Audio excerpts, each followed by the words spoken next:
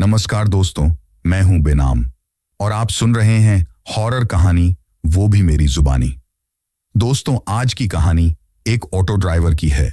बस मेरी आपसे इतनी गुजारिश है कि आप अगर इस कहानी को पूरा सुनेंगे तो आपको सच में बहुत ज्यादा मजा आने वाला है। साथ ही अगर आप पहली बार हमारे इस चैनल पर आए हैं तो चैनल को अभी सब्सक्राइब कर लीजिए।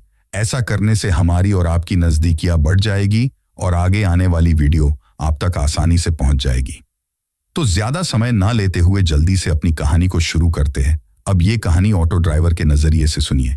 ये घटना आज से काफी साल पुरानी है, जब मैंने काफी मशक्कत करके एक ऑटो लिया था। भले ही वो ऑटो सेकंड हैंड जरूर था, मगर मेरे लिए नए से कम नहीं था।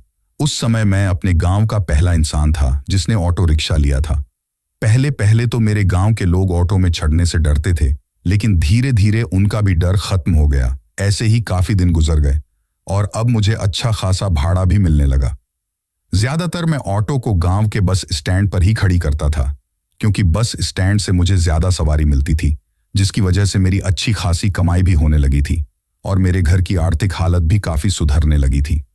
ठीक ऐसे ही एक दिन सुबह से छमछमाती बारिश के कारण रास्ते पर इंसान ना के बराबर दिख रहे थे, जिसका साफ साफ असर मेरे धंधे पर भी पड़ रहा था, क्योंकि आज मेरी कमाई बाकी दिनों से काफी कम हुई थी। मगर मैं हार मानने वालों में से नहीं था। मैं बस स्टैंड के बाहर अपनी ऑटो लेकर किसी सवारी के इंतजार में डटा रहा। काफी देर इंतजार करने के बाद जब मुझे कोई सवारी नहीं मिली तो मैं निराश होकर घर की तरफ जाने की तैयारी करने लगा। तो उस समय शाम के 5:30 बज रहे थे और अब भी मैं ऑटो स्टार्ट करने ही वाला था कि तभी एक आदमी चलकर मेरे पास आया और मुझसे बोला, भाई साहब, भूतगढ़ गांव चलोगे? भूतगढ़ गांव दरअसल आज से काफी सालों पहले उस गांव में भूत प्रेत और काला जादू करने वाली डायनों का प्रकोप हुआ करता था। इसीलिए उस गांव का नाम भूतगढ़ पड़ गया। लेकिन अब उस गांव के हालात पहले से काफी बेहतर हैं। इसलिए मैंने भी उस आदमी से जाने के लिए हाँ कह दी। लेकिन मैंने उससे कहा, देखो, मैं तुम्हें भूतगढ़ गांव ले तो चलूंगा, मगर किराया 50 रुपए लगेगा। इस पर उस आदमी ने कहा, भाई साहब, मेरे पास सिर्फ 40 रुपए ही है। फिर मैंने सोचा कि 40 रुपए भी कम नहीं होते, और वैसे भी सुबह से मेरी ठीक ठाक कमाई नहीं हुई थी, इसलिए मैं इस भाड़े को हाथ से जाने देना नहीं चाहता था। जिस पर मैंने उस आदमी को ऑटो में बैठने को कहा और उसके बैठते ही मैंने ऑटो चलाना शुरू कर दिया।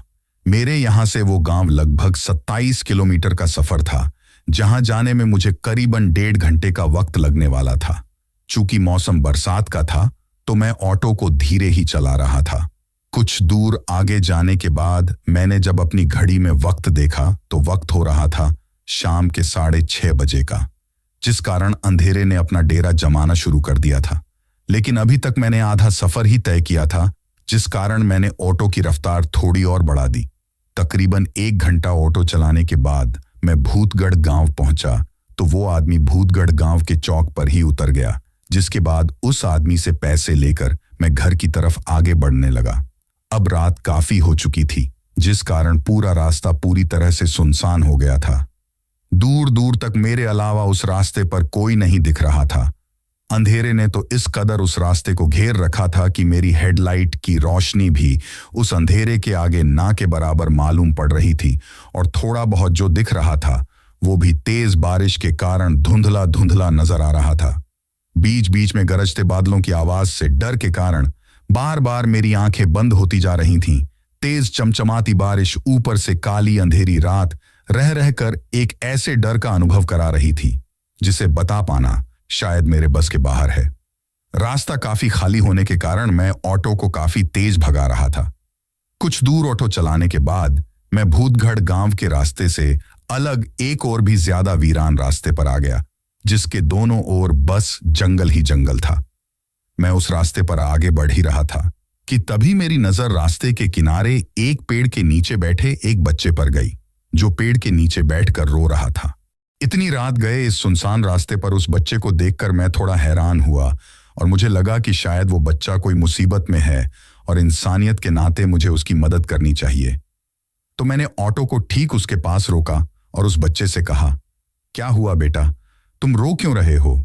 इस पर उस बच्चे ने कहा, मेरे पापा मेरा आगे इंतजार कर रहे हैं, लेकिन बारिश के कारण मैं उनके पास नहीं जा पा रहा हूं।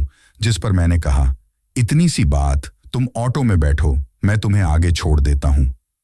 मेरे इतना कहने पर वो बच्चा ऑटो की पिछली सीट पर चढ़कर बैठ गया और मैंने भी ऑटो भगाना शुरू कर दिया। ऑटो भगाकर कुछ दूर आगे जाते ही मुझे रास्ते के किनारे पर एक आदमी खड़ा दिखा। उस आदमी को देखते ही मैं समझ गया कि ये आदमी इस बच्चे का पिता है। तो मैं खुद ब खुद ऑटो को उस आदमी के पास ले गया और ऑटो की पिछली सीट पर बैठे उस बच्चे से पूछा, बेटा यही है तुम्हारे पापा? जिस पर उस बच्चे ने अपना सिर हाँ में हिलाया तो मैंने उस आदमी से कहा, क्या बात है भाई साहब, आप अपने बच्चे को इस तरह रात में अकेला क्यों छोड़ दिए थे? और आप लोगों को जाना है कहीं पर? जिस पर उस आदमी ने कहा, मुझे सामने वाले गांव में जाना है। मुझे उस बच्चे पर काफी तरस आ रहा था कि ये बच्चा इस बारिश में अपने घर कैसे जाएगा। मैं तो उधर ही जा रहा हूं, क्यों ना इन्हें भी लेता जाऊं। ये सोचकर मैंने उस आदमी को कहा, भाई साहब आप भी बैठ जाइए, मैं आप दोनों को छोड़ देता हूं। मेरे इतना बोलते ही वो आदमी उस बच्चे के बगल में बैठ गया। मगर ऑटो चलाते वक्त मेरे जहन में एक सवाल ने दस्तक दी कि ये आदमी और ये बच्चा अलग अलग क्यों खड़े थे और आखिर इतनी रात गए ये दोनों क्या कर रहे थे। अभी मैं ये सोच ही रहा था कि तभी रास्ते पर स्पीड ब्रेकर के कारण मेरी ऑटो उछली। तो ऑटो उछलते ही पीछे से एक भयानक आवाज आई, संभल कर ऑटो चलाऊं। ये भारी आवाज को सुनकर मैंने जब पीछे शीशे में देखा तो मेरे होश उड़ गए और मेरा पूरा शरीर शून्य पड़ने लगा, क्योंकि मेरे पीछे अब ना तो वो बच्चा था और ना ही वो आदमी, बल्कि उनकी जगह पर दो राक्षस बैठे हुए थे जिनकी शक्ल पूरी तरह से कुचली हुई और उनके मुंह से खून टपक रहा था।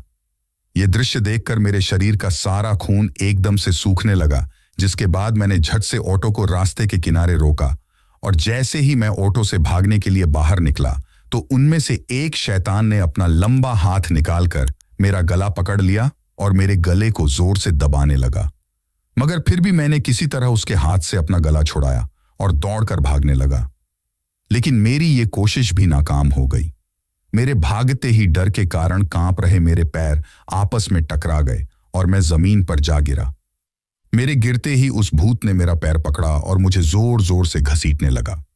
अब मैं अपने बचने की उम्मीद खो चुका था और मैंने अपने आप को लगभग मरा हुआ मान लिया था कि तभी उस भूत ने मेरा एक पैर इतने झटके से खींचा कि मेरा पैर एकदम से उखड़ गया और मैं उसी समय बेहोश हो गया।